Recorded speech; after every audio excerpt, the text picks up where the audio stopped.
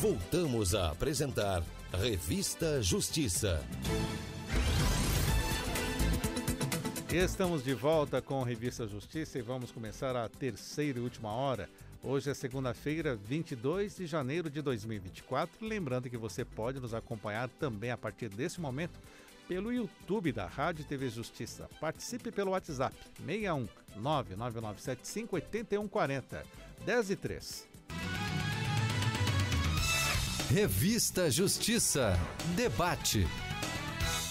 No próximo dia 24 serão celebrados os 133 anos da instituição do casamento civil, quando então o presidente da República, Marechal Deodoro da Fonseca, promulgou o Decreto 181. De lá para cá, o que mudou a lei, quem pode casar, quais são as regras? Estamos recebendo aqui os nossos convidados e começo apresentando o registrador civil de pessoas naturais do DF, professor titular de Direito Privado da UNB, professor Frederico Viegas. Seja bem-vindo, bom dia. Bom dia. Muito obrigado por estar conosco, professor. Eu que agradeço, prazer.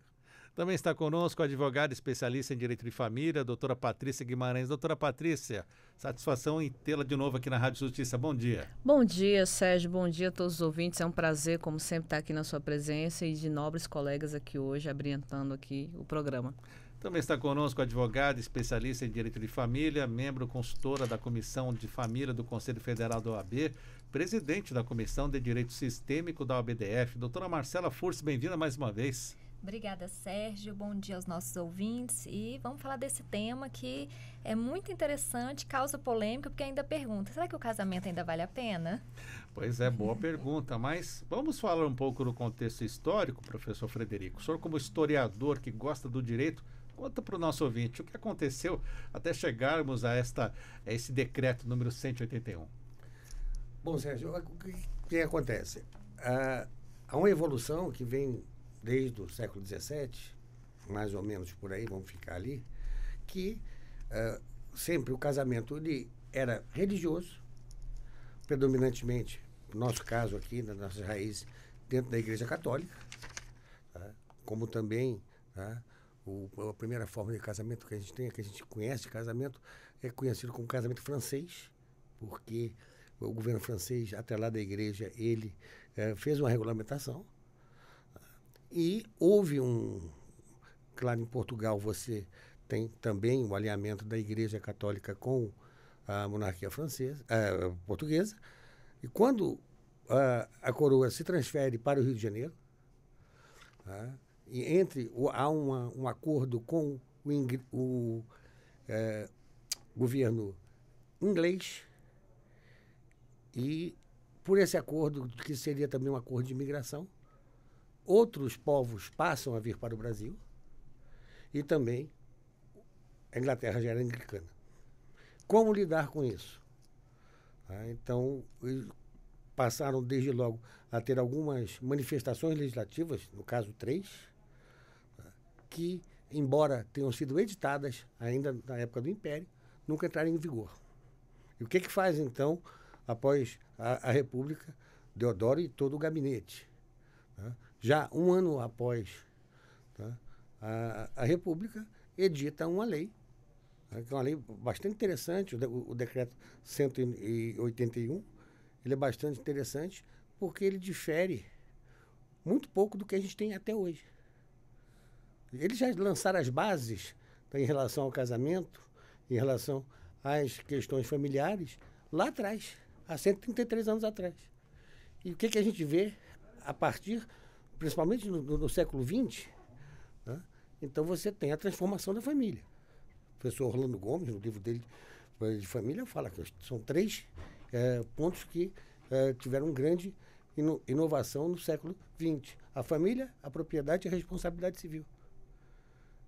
E é o papel da mulher, que você tem no século XX como transformador. A mulher deixa de ser absolutamente incapaz, passa a ter uma capacidade, passa pelo Estatuto da Mulher Casada em 1962, aí vem a Constituição, a própria reforma do Código, o novo Código Civil e as suas reformas do Código 16 também. Então, é o papel da mulher, é o papel da mulher na sociedade. Ela deixa de estar em casa, ela passa a trabalhar, Nós não tivemos guerras, que em outros países o papel predominante da mulher seria, né, o homem vai à guerra e alguém tem que ser o chefe da família. Aqui não. Aqui a gente observa o quê? A industrialização. O Brasil deixa de ser um país rural, passa a ser um país já citadino. Então, a mulher passa a ter um protagonismo. Vem a industrialização, precisa-se de mão de obra. Então, a mulher também acha que deve ter essa mão de obra, fazer parte dessa mão de obra. E aí, eu até brinco, ela gostou e falou assim, daqui eu não saio. Tá? E aí vem todas as transformações, as lutas e o grande espaço correto que tem. Tá? Eu acho que tem coisas assim, para mim, que são pouco inteligíveis, né? A mulher tem que ter autorização do marido, tá? A outorgo uxória, que vem desde o direito romano, tá? Aí tem autorização marital. O que é autorização marital? Nada mais é que a outorgo uxória com outro nome, para não dizer que não veio do direito romano. Tá? E ela, tá, tem uma coisa que o Estatuto da Mulher Casada muito interessante, era o bem reservado da mulher. Bem reservado da mulher era um bem que ela poderia declarar, que era feito com o seu próprio trabalho. E não entrava no regime de bens de casamento. Até teve uma polêmica quando teve a edição da Constituição. O que vai se fazer com o bem reservado da mulher? Vai acabar? Não vai acabar? Vai ser dado ao homem também? Tá? Tiveram 3 correntes na época. E prevaleceu a corrente que acabou, tá? Que era defendida pelo professor Caio Mário da Silva Pereira. Tá? Então tem uma evolução muito grande. Tá? E eu queria só frisar essa questão que o casamento hoje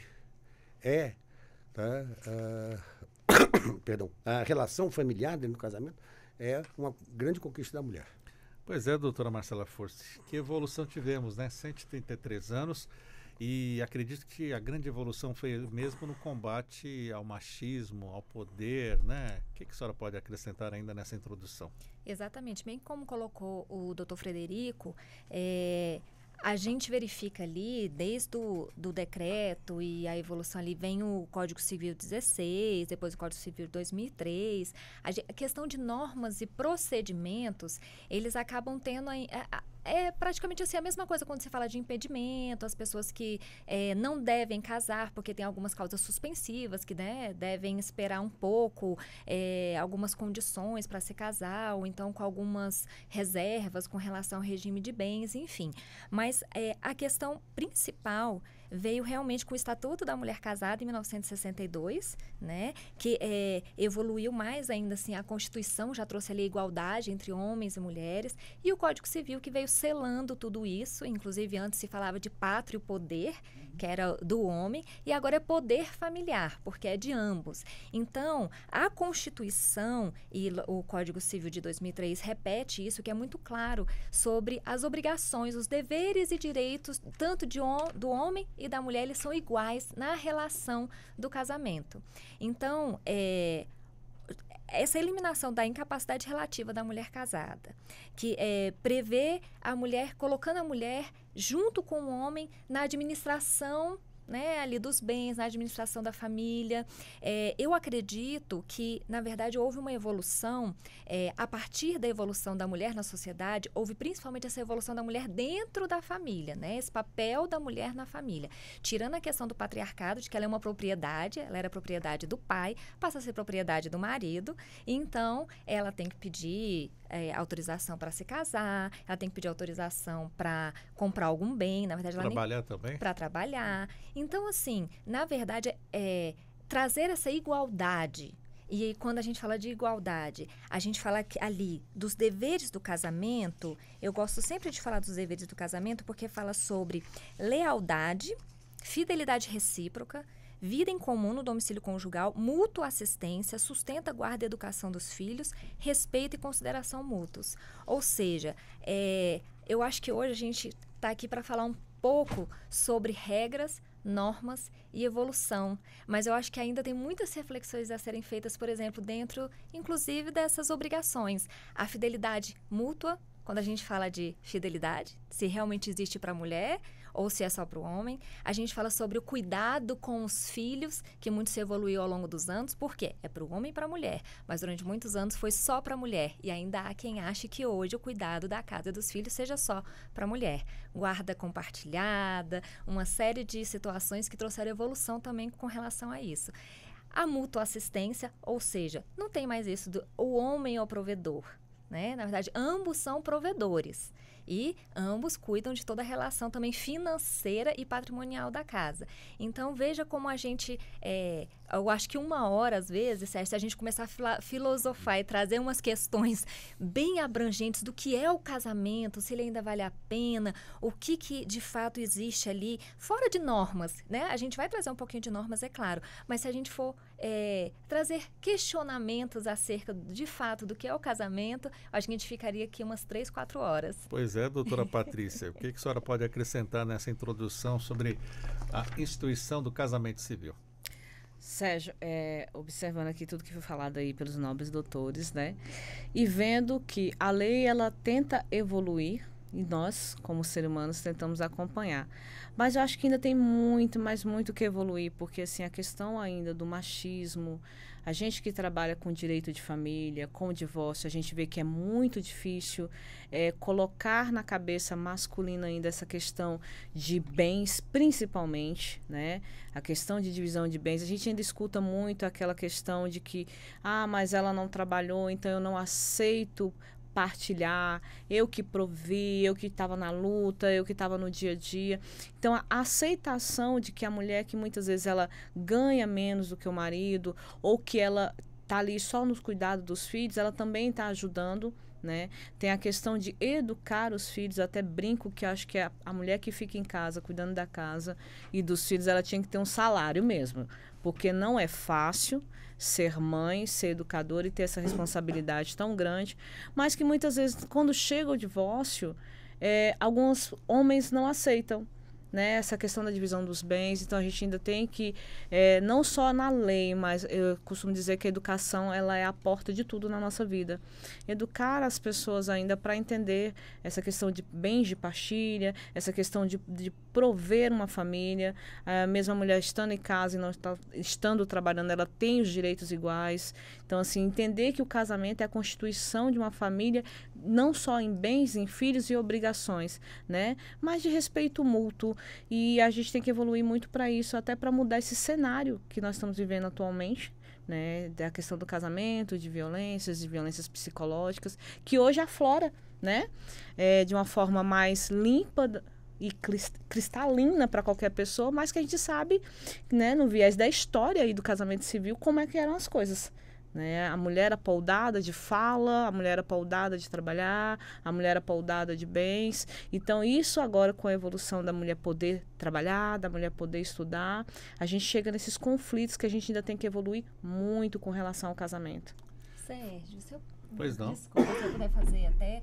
Porque a doutora Patrícia, ela falou muito bem dessa questão dos bens, porque o casamento ele é praticamente um contrato entre duas pessoas com o intuito de constituir família, né? O básico é isso. Então, é um contrato.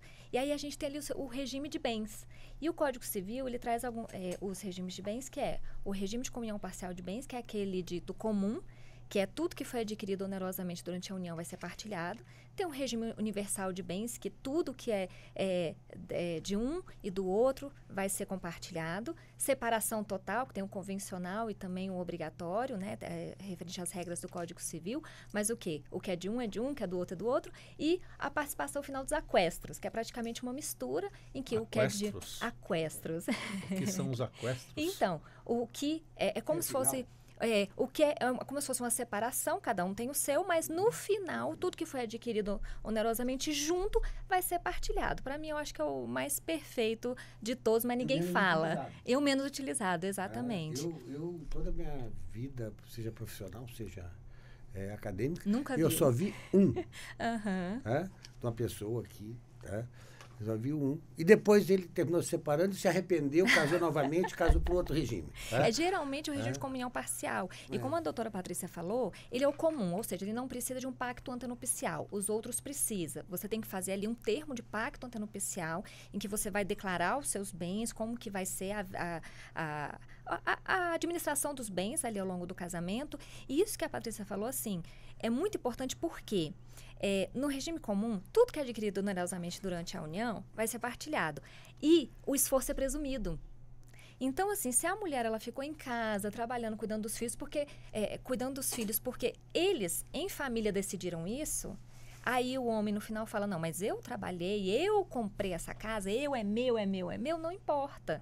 Porque no final, o trabalho dessa mulher, ele já foi reconhecido como algo que ajudou este homem a estar na rua trabalhando e tudo mais. Então, assim, veja como o casamento, ele é um contrato. As pessoas têm que entender isso. As pessoas não falam, as pessoas romantizam, as pessoas idealizam, mas fato é que o casamento civil é um contrato. Professor. Bom, eu não vou entrar na discussão sobre a teoria contratualista do casamento, que não existe mais. Tá? Mas, vamos lá. Tá? Como assim não existe, professor? Não, porque já se defendeu e há um hibridismo aí, mas eu entendi o que a doutora Marcela quis falar, que está correto. Tá? Quer dizer, as pessoas romantizam, pessoas, quer dizer, é aquela famosa frase, quando você casa, meu bem, quando você separa, são meus bens, tá? E agora, o que acontece? Evidentemente, a gente tem uma diferença social muito forte, tá? E na grande maioria da nossa população, nós temos, tá, aquela coisa, o homem sai para trabalhar e a mulher fica em casa, tá, criando os filhos. E até no meio da década de 90, o STJ, ele era chamado a julgar, tá? A demonstração que a mulher fazia, que o trabalho de casa é um trabalho também. Tá? Tem um acordo, acho que 96, por aí, de um determinado ministro, tá? Que ele falava o seguinte, olha, tem que entender o seguinte, que lavar a roupa é um trabalho. Isso oportuniza que a pessoa vá ganhar dinheiro lá fora. Então, quer dizer, há essa comunhão de interesses e também comunhão de patrimônio. Tá? Se você termina um casamento, você tem que terminar, você tem que dividir, a não ser que você tenha, tá, um pacto, né, uma outra modificação que não seja o chamado regime comum, regime legal, como algumas pessoas chamam. O que eu acho? Eu acho o seguinte, as pessoas são mal instruídas a respeito do número de formas e modalidades, tá, de que você pode estabelecer os seus bens. Porque a escritura de pacto nupcial, que é feita num tabelião de notas previamente à celebração do casamento de direito, você pode pactuar o que você quiser. Você pode fazer, sabe aquele carro maravilhoso que eu ganhei do meu pai? Esse aqui não entra, o resto entra. Então, não é um modelo rígido. As pessoas também acham que é só para mudar, fazer a mudança do regime da comunhão parcial, vamos dizer, para a comunhão universal ou para a separação total. E a separação total, dita legal, aquela que é em função da idade, ela está sendo questionada muito hoje. Porque isso, se dizia, é para proteger o velhinho, ou a velhinha, contra o golpe do baú. O que acontece? No próprio decreto que nós estamos falando aqui de que hoje fazem 133 anos, lá dizia que a separação legal é de 50 anos. O Código de 16 já vem, não, são 60. Tá? Nós já estamos 70 e já está falando, não, tem que ser mais ainda. Porque a longevidade, ela vem e ela aumenta, tá, a expectativa de vida. Tá? Por que você não pode casar aos 75 anos? Casar bem. Tá? Um dos maiores empresários brasileiros está com 86 anos, tem filho de 6 anos. Um cérebro, uma referência. Referência como pai, referência como avô, e agora referência como bisavô, e os bisnetos estão com... eles se interagem com os filhos do último casamento dele. Tá? Uma pessoa que está aí na mídia. Sim. Tá? Então, quer dizer, a pessoa vai evoluindo. Tá? Então, por que vai dizer que 70 anos? E aquela coisa do golpe do baú. Talvez há 50 anos atrás, você não tivesse tanta noção. Hoje, numa rede social, você descobre qualquer coisa. Né? Mas hoje as pessoas elas têm mais informações, né? E muito embora também seja verdade que a gente abre a internet todos os dias e sempre tem um golpe do baú no meio. Tá? Tá? É impressionante, tá? O amor é lindo, né? Tá? E doutora Patrícia, o que podemos falar então sobre a proteção dos idosos, essa suposta proteção com a limitação de idade? Eu ia até pedir a palavra para complementar quais são meus pensamentos com relação a isso. Quando se fala agora 70 anos, né? A gente tem pessoas aí de 70 anos que estão mais novas que as de 18, essa é bem a verdade, mais sólida, faz academia, estão tendo filhos e tudo mais, conseguem entrar num bom relacionamento, sai até de um casamento e entra num novo que renova a alma, né? Essa é a verdade. A gente tem que ser bem realista. E quando eu vejo essa questão do impedimento, a primeira coisa que me passa na cabeça, não sei aqui dos nobres colegas, é a questão dos filhos. Daqueles filhos do primeiro casamento que muitas vezes já está ali brigando por pai ou a mãe que saiu, né, do primeiro casamento. Não, mãe e pai não casem por causa da herança. Né, por causa do bem que a senhora está ficando, ou do que o senhor está ficando. Então, assim, quando a gente vê essa proteção do idoso, eu consigo visualizar também os filhos aí, que já são até muitas vezes maiores de idade, com a preocupação do que vai sobrar para a gente. Então, quando eu pego um cliente, né, dessa idade, a primeira orientação que eu falo, gente, sinceramente, gasto que vocês têm em vida, sabe? Porque filho não herda de pai vivo. Então, assim, gasto que tem em vida, desfrute, né, o que tem, justamente por causa que a lei está aí, a gente tem que segui-la. Nesse momento a gente não consegue mudá-la. Então desfrute daquilo em vida. Desfrute com a sua parceira ou com o seu parceiro, mesmo tendo 70 anos. É claro, como o doutor Frederico falou, com toda a cautela, nós temos a internet, nós temos site, nós temos sites do judiciário para fazer pesquisa, e muitas vezes a gente cai em golpes bobos, né? Porque ultimamente tem uns golpes que assim, a gente fala, não, é tão bobo, eu não vou cair. O que é um golpe bobo? Como um WhatsApp clonado, um Instagram clonado, onde a pessoa é linda, maravilhosa, tudo é perfeito. Então, assim, a gente tem que ter essa cautela porque não existe essa perfeição humana. Então, vamos procurar. Não ter vergonha de pedir o CPF para fazer uma busca. Começou a... Já acaba com o clima, doutora? Não, se existe amor... O romance foi embora. Não, cumplicidade está aí. Cumplicidade está aí, ó. Se você, meu amor... não tem nada a esconder, me passa o número do seu CPF, por gentileza. E faça essa pesquisa. Gente, tem como saber. Mulher, para esse lado, ela é muito ágil. Então, assim, meninas, use o cérebro, procurem mesmo. Não tenham vergonha de perguntar, mas antes de evitar, né? Para não cair no golpe aí desses tipos de amor bizarros que muitas vezes limpa todo o seu patrimônio. Então, é isso. Professor, você quer complementar? Sim, não, essa é para voltar ali na questão... dos filhos, tá? Que há um imaginário coletivo que a pessoa acha que tem direito à herança. Tá? Meu pai não pode vender isso porque isso é minha herança. Ele não pode fazer isso porque... O velho já está gagá, não pode fazer isso porque isso é meu. A abertura da sucessão se dá com a morte da pessoa. Até lá, você tem a livre disposição dos bens, a não ser que você seja interditado. Tá? Então, quer dizer... Você tem que... E hoje a gente sabe que é importante para os mais idosos... Estou chegando lá já, tá? Já tenho o cartãozinho, mas os idosos, deles fazerem as suas rotinas. Tá? Eu acho uma coisa sensacional, fila de banco. Vocês já viram? Toda fila de banco tem um velhinho. Que aquilo ali é o prazer dele. Ele vai a cada dia, se ele tiver 10 contas, ele vai 10 vezes ao banco, porque ele vai conversar com o caixa, ele vai interagir com as pessoas, aí ele vai a uma academia, ele vai fazer uma coisa lúdica, que as pessoas ficam assim, não, isso aqui é meu, não é meu. Tá?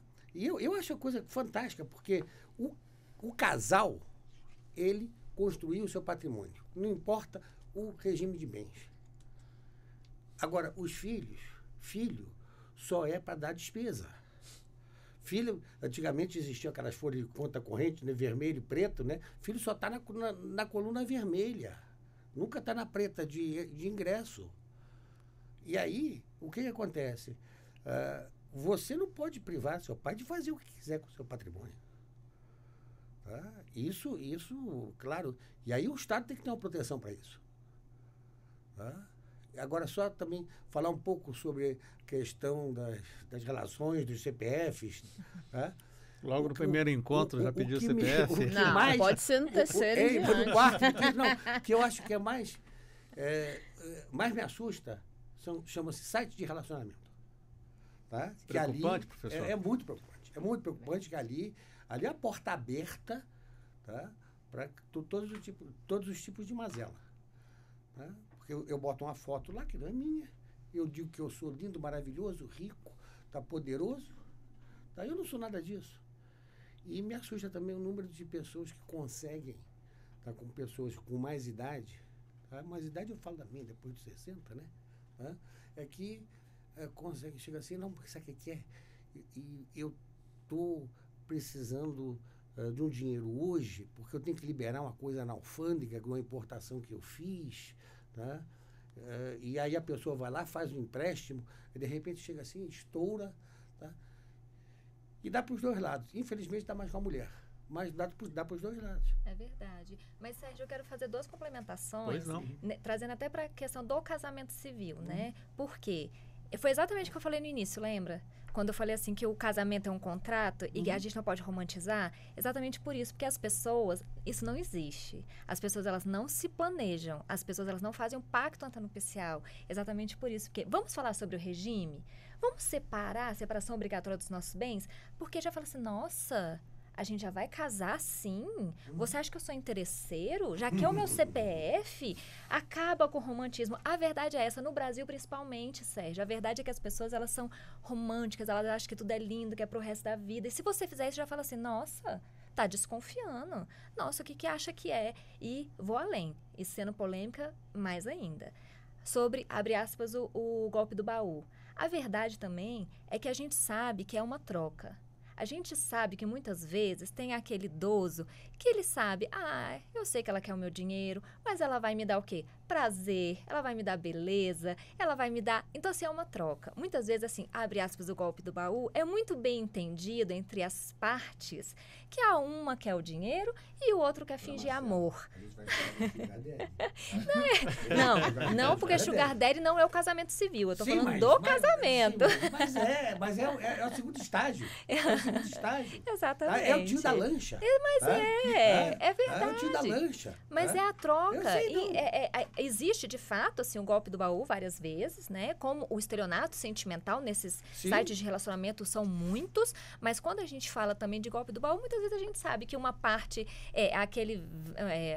a gente vê muito um senhor de 70, uma jovem de 20, o amor é lindo, abre aspas, que a gente sabe que muitas vezes o que ela quer muitas vezes pode ser o dinheiro, o que ele quer é a atenção, o sexo, o carinho, enfim.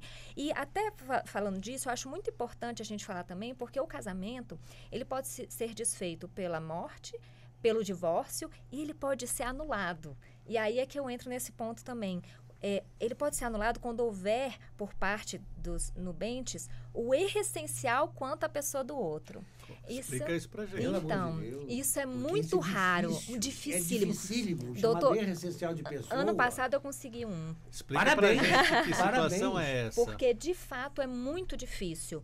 Porque, assim, o que o Código Civil diz? Que o erro essencial sobre a pessoa é quando diz respeito à sua identidade, à sua boa fama.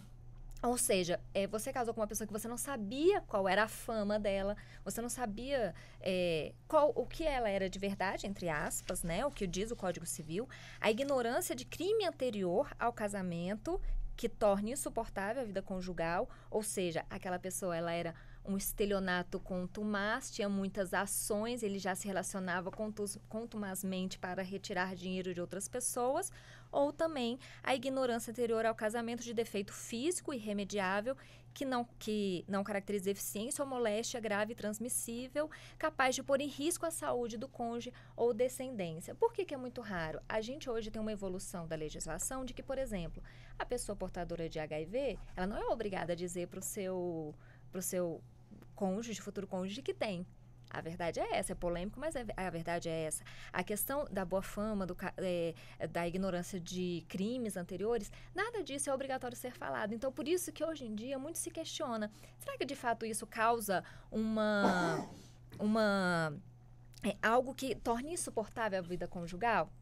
Né? Mas é uma possibilidade que está no Código Civil. Ano passado eu consegui, exatamente por a questão do crime, a questão também da moléstia grave, mas é muito raro. Mas a gente tem que falar sobre isso, porque é exatamente, às vezes, esse ponto mesmo da questão do crime. A senhora pode citar qual foi a situação prática, sendo que a senhora vivenciou? Eu ia perguntar, porque eu estou curiosíssimo. Tá? Então, o meu cliente, ele descobriu que o marido dele era um casal homoafetivo, tinha, então, inúmeros crimes. Ele tinha, assim, um Ministério Público e inúmeros processos exatamente por 171, né? O estelionato e apropriação indébita de valores e tudo mais, e também a doença grave, que não tinha sido revelada a ele. Então, assim, e o comportamento durante o casamento que fez com que ele percebesse, e também ex-relacionamentos dele, a qual ele buscou, que viu que era um comportamento assim, ele tinha um modus operandi específico de retirada de dinheiro, de tentar tomar tudo da pessoa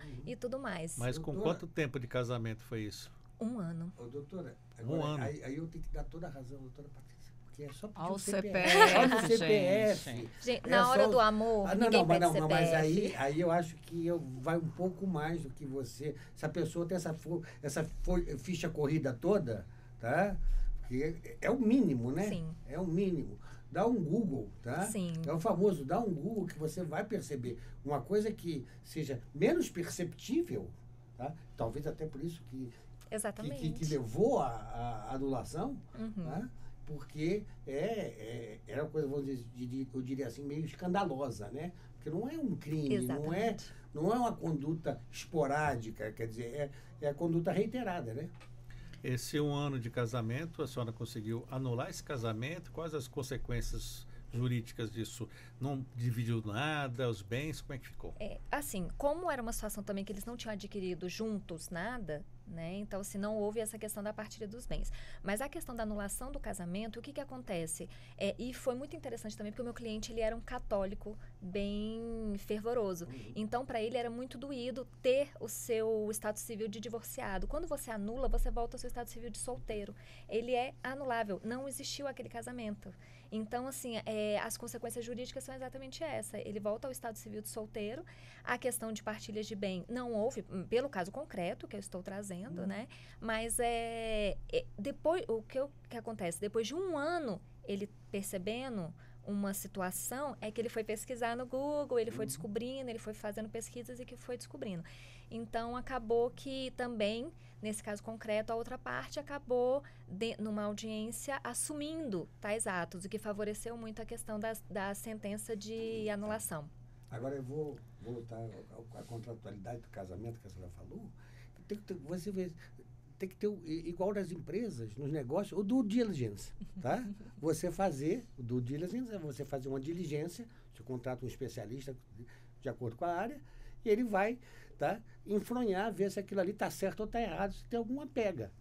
Tá? Então, casamento ainda vamos chegar Antes de casar, contrate um advogado ou uma advogada? Não, advogada, às vezes é um especialista em outra área, tá? Mas hoje, Sérgio, na nossa área, né, da advocacia, muitas vezes a gente é contratado justamente para fazer essa varredura antes do casamento. E é uma coisa que eu aconselho, gente, a gente ama, mas o amor próprio, ele tem que vir em primeiro lugar. Quando eu brinco com relação ao pedir o CPF, eu tô falando sério, eu acho que a gente, quando ama, decidimos casar, estamos noivos, vamos casar, as pessoas que têm grandes empresas não têm vergonha de falar isso. Então, eu acho que essa questão também vem muito do financeiro. Aquela pessoa que ela é bem financeiramente, ela não pensa em 2 vezes. Em investigar, em saber, né, como é que é a vida do outro, amor em segundo lugar. Vamos aqui ser racionais. Então, assim, tem que se investigar, sim. Existem casais que fazem exames, a gente tem laboratórios famosos que já tem lá pré-exame antinupcial. Então, assim, tem que ser feito. Já que existe para a saúde, por que não também sobre as outras áreas? E se já tem até nos próprios laboratórios ofertam isso. Né? Então, assim, eu acho que o que a gente tem que fazer é colocar isso na cabeça das pessoas, o amor próprio de ter sim que investigar, ter sim que proteger seu patrimônio. Ninguém casa pensando em separar. Essa é a verdade. Mas pode acontecer. E como pode acontecer, por que não prevenir? Eu acho que a prevenção é o melhor negócio. Sim. Então vamos nos prevenir. Sim, peça o CPF, sim, do companheiro, investigue, sim.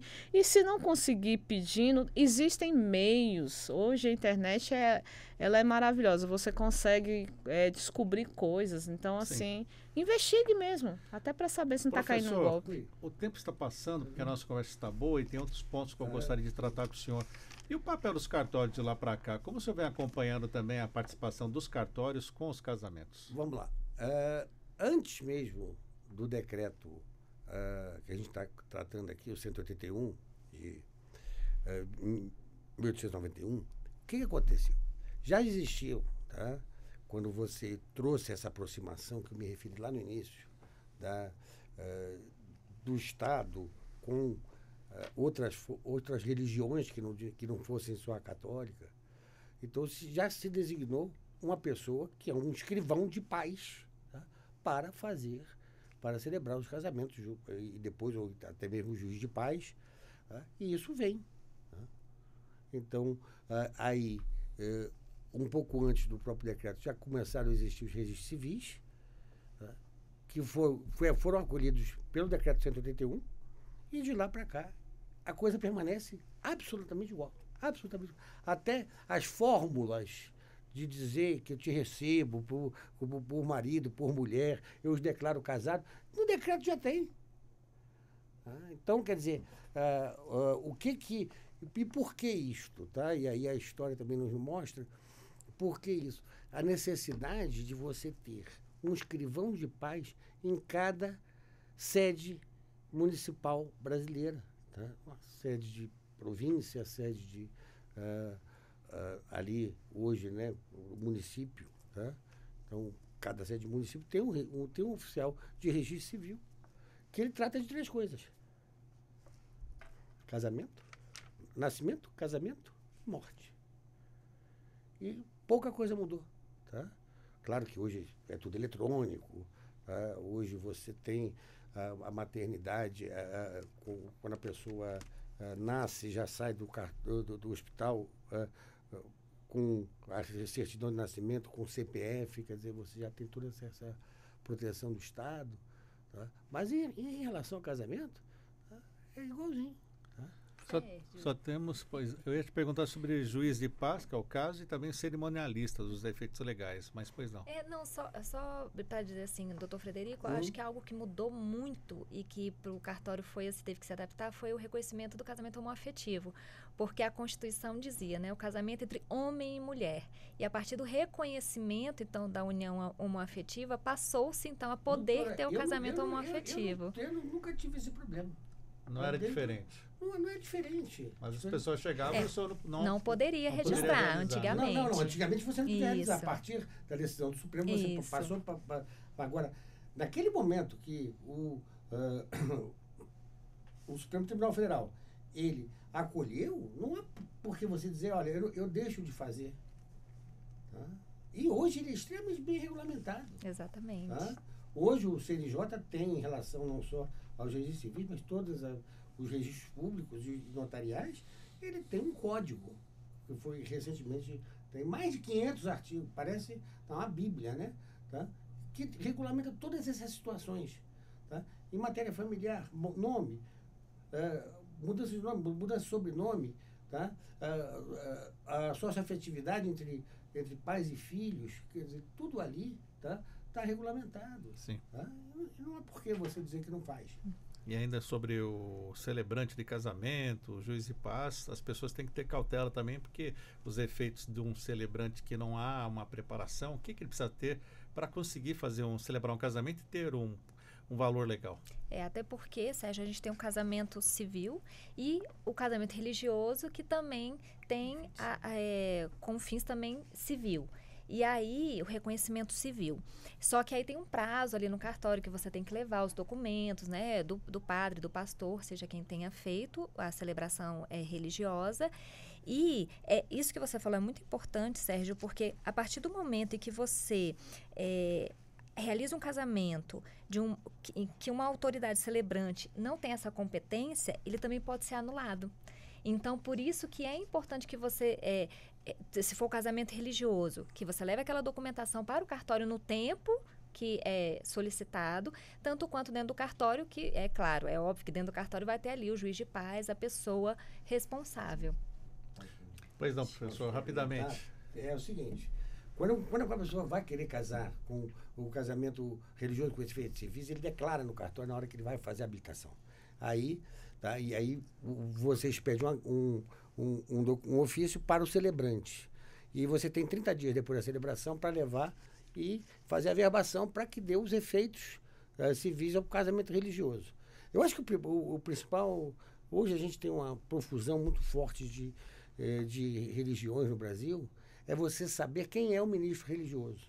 Porque, por exemplo, você falou do juiz de paz. O juiz de paz nos cartórios, por exemplo, no meu cartório, ele é nomeado pelo Tribunal de Justiça. Tá? Eu sei quem ele é. Tá? Determinadas religiões mais tradicionais, qualquer que sejam elas, você sabe que é um ministro religioso, é aquela pessoa ali. E tem uma coisa, você tem que guardar os livros. Tá? Você tem uma documentação lá que você tem que guardar. Tá? Então, eu acho que nisso aí deveria ter, não sei se caberia, acho às vezes meio difícil, ter uma legislação. Queria só complementar uma coisa, que para os casais aí que estão noivos, né, que vão realizar a sua cerimônia, o casamento civil, ele é uma coisa muito séria, então, por favor, não brinque na hora do sim e do não, porque isso vai acabar e você não vai casar naquele momento. O juiz de paz, ele vai ter que encerrar ali o ato e você não vai poder casar. Então, gente, não brinque na hora da cerimônia, leve o ato a sério, né, porque não tem volta. Aí você vai ter que marcar tudo de novo, você vai perder sua festa, vai passar vergonha em frente aos convidados, né? Então, assim, a hora do sim é uma hora crucial e é uma hora séria, tanto no religioso quanto e principalmente na questão civil. Então, se atente muito a esse detalhe, porque não tem volta. E é muito frequente. É muito frequente. É bom ficar alerta, então. Vão lá fazer gracinha, aí o juiz fala assim, acabou aqui a história. Recentemente teve um caso, né, que o juiz falou assim, não, então, porque eu acho que, não sei se foi a noiva ou o noivo que brincou, falando assim, não, tô brincando, te amo. Não. Aí falou, não, então, aqui a gente vai cancelar, porque não é não. Não é não. Deixa eu perguntar uma outra situação que nós estamos acompanhando, professor Frederico. São essas novas formas, né, de casais, 2, 3, poliamor. E aí, o direito civil, como é que fica nessa situação? Bom, eu como professor, eu já inclusive já orientei tese, dissertação de mestrado sobre poliamor. Agora, o que acontece é que o Estado ele vem restringindo, daí eu falo até para o CNJ, ele vem dizendo que o registro civil, os tabelionatos de notas também, não podem fazer os atos do poliamor, do trissal, de outras formas, e ele se restringe bem àquela decisão do Supremo Tribunal Federal que admitiu o casamento de pessoas do mesmo sexo. É mais ou menos por aí. Mas isso, a união é livre, Sérgio. Então, qualquer um pode fazer o que quiser. Mas, para efeito de casamento, doutora Patrícia? Agora não queira casar, é diferente. No civil não podemos. Daí, quando a gente esbarra em algumas situações, vamos aí para a união estável, né? De alguns casos, aí envolve, às vezes, criança, porque tem situações, eu peguei um caso no trisal, que aí envolve filhos, o melhor amigo. Então, assim, hoje a gente está num embate, né? Para que cada um entenda ali o seu lugar, porque já era um casal, casado há mais de 10 anos, e aí entrou uma terceira pessoa para dentro da relação. Então, assim, é um pouco complicado até para a gente tentar organizar, imaginou, para o judiciário, né? Se a gente tenta extrajudicialmente, é complicado, para o judiciário mais ainda. Mas é a questão da evolução, né? A gente, infelizmente, caminha por esse lado, de tentar evoluir e tentar ir através de jurisprudências, né, de julgados, para abraçar essas pessoas que fazem essa opção.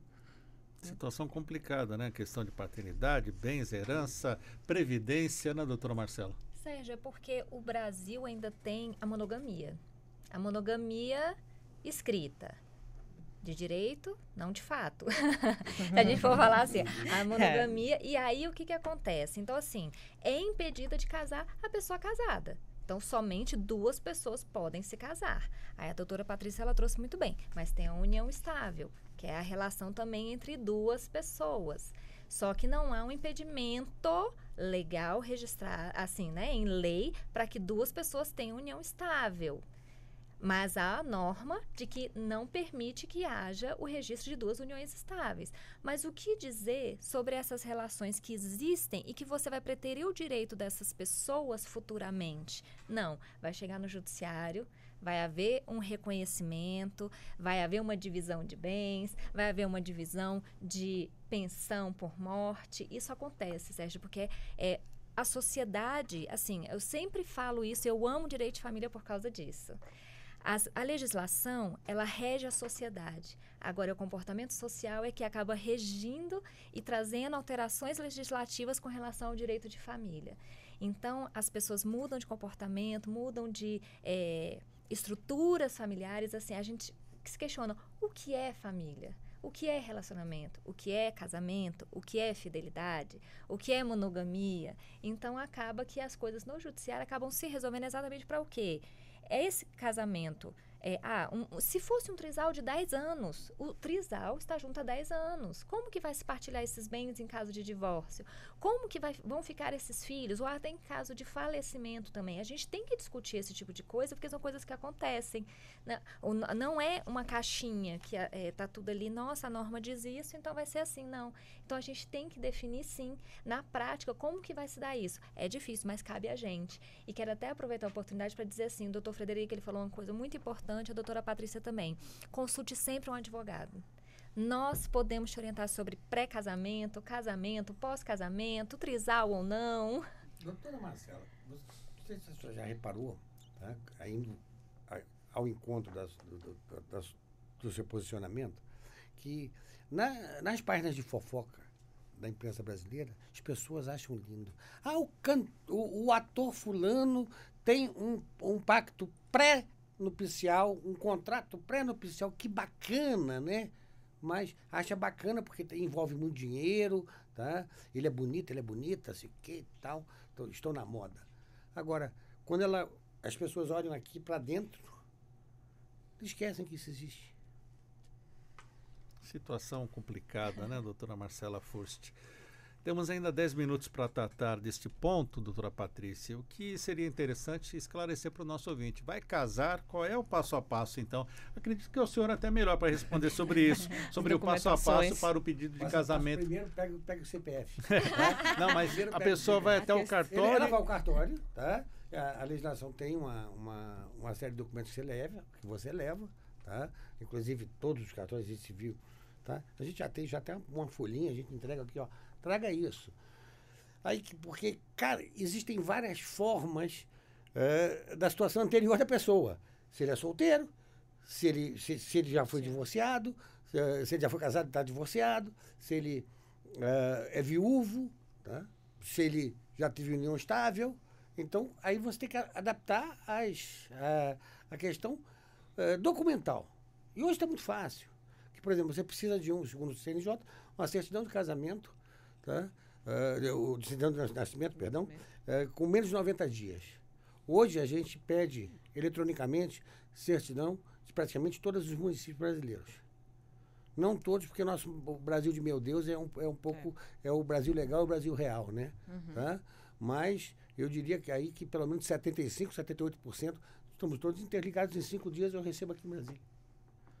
Tá? Então você pode ver a questão, às vezes as pessoas também não entendem por quê, mas tem que levar, se teve um casamento anterior,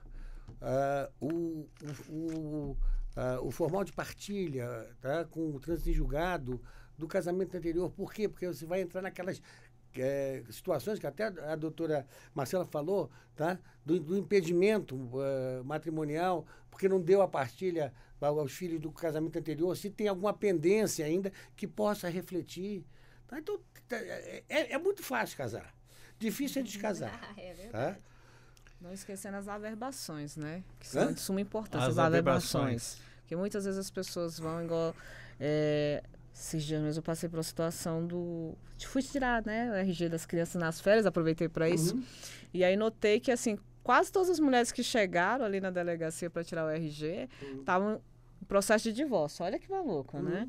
E só que as pessoas esquecem de averbar. Mas elas fazem o divórcio, não averbam. Como vai que não averba? Sim, passa 1 ano, 2 anos, 3 anos e não estão nem aí. Concordar e discordar ao mesmo tempo. Aí quando chega... Na grande maioria das vezes, tá, é obrigação do Poder Judiciário, ele manda pelo PJE para os cartórios e você faz a averbação de ofício. Mas não vão pegar a segunda via. A segunda via da certidão, então. Isso. Aí chegam lá para... Sem a averbação do divórcio na certidão de casamento. Do Poder Judiciário. Não no Poder Judiciário, mas assim, a desatenção, né? Porque você vai entrar num novo relacionamento, vamos supor, você vai casar. Você precisa da sua certidão de casamento averbada. Então, assim, a pessoa entra com o divórcio, a gente até orienta, né? Vai lá pegar essa segunda via, só que ele deixa passar. Não estou precisando desse documento, então não vou pegar isso, não. Deixa para lá. Ele vai lembrar quando ele precisa. A verdade do brasileiro é isso. Ele lembra de algo quando ele precisa daquilo. Então, assim, eu vi muita cena das pessoas chegando com a certidão de nascimento, porque agora o RG mudou, né? A gente tem que atualizar. A gente tem até 2032 para essa atualização. Não, vai estar assim. Eu também não atualizei a minha, não, confesso. Mas, assim, as pessoas chegavam lá com a certidão de casamento não averbada. Né? E o agente policial falou assim, mas tem 5 anos aqui que a senhora já divorciou. Não, meu filho, nunca precisei desse documento. Então, assim, essa é a questão do brasileiro, ele deixa para a última hora. Normalmente, ele precisa na hora que ele vai casar a segunda vez. Tá? Aí ele lembra que precisa. Aí ele quer no desespero, porque eu preciso casar, porque antes dele começar a fazer a questão documental, ele já arrumou a festa. Sim, já marcou a data. Já marcou a data, mas tem que casar para amanhã. Aí nessa falta de atualização. Existe ainda o edital de proclames quando o casamento é feito em pessoas de cidades diferentes? Não, sempre existe o edital de proclames. Agora ficou mais simples. Agora ele é eletrônico, tá? E se encurtou o prazo dos 15 dias, agora são 5 dias. E se eu achar que está tudo ok, eu já dispenso, porque aí você falou que as provas são a posteriori e não a priori dos impedimentos, tá? Fica só aquela lá e qual o prazo? O imaginário coletivo, que a pessoa aparece lá na igreja com o filho no colo. Não vai casar porque não tem o filho aqui, mas o prazo hoje 5 dias. Tá? Do edital de proclames? Edital de proclames. Aí, a sua pergunta mesmo. Municípios diferentes, sim. Você habilita num município, pega a habilitação, leva para o registro civil de onde você reside, tá? E aí você... São 90, você deve ter 90 dias. A partir da habilitação que você confirma a habilitação, você tem 90 dias para casar. Não é chegar lá já com a data marcada para querer habilitar. Tá? Isso aqui o brasileiro tem essa fama. Infelizmente, aí lembra da união estável, né? Que, né, hoje em dia, como é bem comum a união estável, né? Mas união estável não é casamento. Não é calma, não é casamento. Mas aí vai que você pega uma pessoa que tem união estável em outro estado aí. Então, assim... Esse é o perigo da união estável. É o perigo. União estável não é casamento civil, mas os bens entram, gente. Em 1278, de 96, primeira palestra que eu dei, até está publicada na revista Tribunais, assim como um dos grandes textos, chama-se E por que não casar? Porque direitos e obrigações são todas iguais. Agora, a prova do casamento de direito é muito mais simples do que a prova da união estável. Exatamente. Vamos fazer um debate na próxima vez só sobre união estável. Aí não vão 3 horas. Não. Infelizmente, o nosso tempo já está esgotado. Quero agradecer e partir para as considerações finais nesse debate sobre a instituição do casamento civil há 133 anos. Começo agradecendo a doutora Patrícia Guimarães, advogada, especialista em direito de família. Obrigado, doutora Patrícia. Sérgio, mais uma vez, obrigado pelo convite, né? Obrigado por estar aqui com esses gigantes aqui que entendem muito sobre direito civil. É sempre bom estar aqui na Rádio Justiça. E aquele conselho que eu dei no início, eu reforço para vocês. Não tenham vergonha, eu acho que se existe amor, tem que existir confiança. A gente brinca aqui com a questão do CPF, mas não necessariamente você precisa chegar e abordar a pessoa. Me passe seu CPF, só o nome completo já resolve muita coisa, viu, gente? Consiga o nome completo, olhe mesmo as redes sociais. Conheça, vou dar um conselho aqui que a vovó dizia: conheça a família da pessoa que você está junto, que você já vai ter uma noção de como será o futuro dessa relação. Isso é um conselho que as avós davam, né? E que a gente não dava valor, que eu te falo, traga para agora, porque vale sim. Veja como ele trata a mãe, porque será como ele vai te tratar. Então, comece por aí, já que você não quer pedir o CPF. Mas peça, não tenha vergonha não.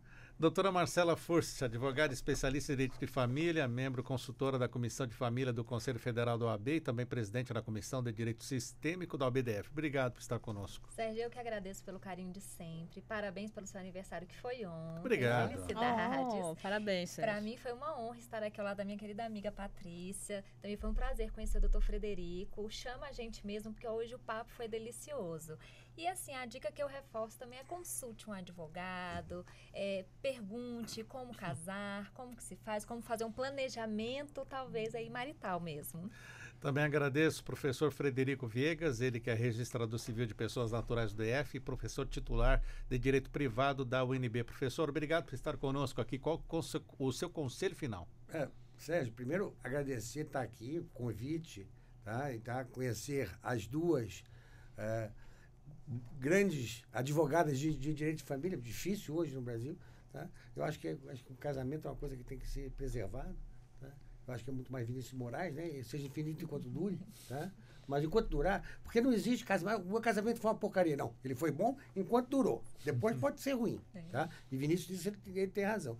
E sempre colocar à disposição aqui da Rádio Justiça, tá? Para debater os assuntos que são da nossa área. Obrigado. Muito obrigado também. Agora, 11 horas, o Revista Justiça de hoje fica por aqui. A apresentação e edição de Sérgio Duarte, a produção de Leandro Bezerra, trabalhos técnicos David Lima, programação musical Josimar Fernandes, coordenação de jornalismo Marcela Luiza, Secretaria de Comunicação Social, Supremo Tribunal Federal.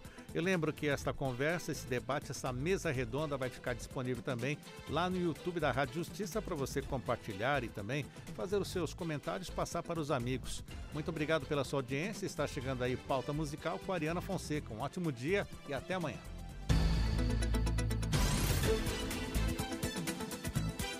A Rádio Justiça apresentou Revista Justiça.